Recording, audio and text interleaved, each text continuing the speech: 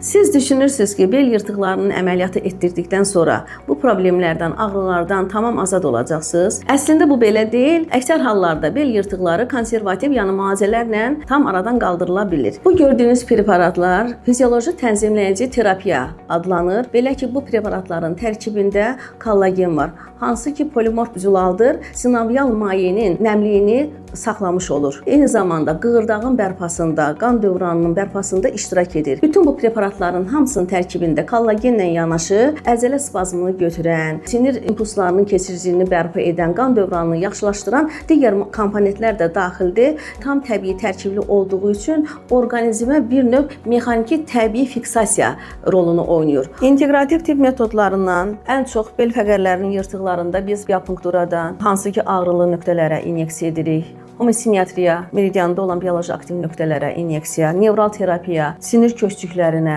tinli çıxıntılara istifadə edirik. Çox az hallarda bel yırtıqlarına göstəriş təxirə salınmaz əməliyyatdır. Masallı bioloji təbabət klinikasında təxirə salınmaz əməliyyat üçün hər bir şərait var. Əgər siz də fəqərarası diz yırtığı problemindən əziyyət çəkirsinizsə, bioloji təbabət integrativ müalicə mərkəzinə müraciət edə bilərsiniz.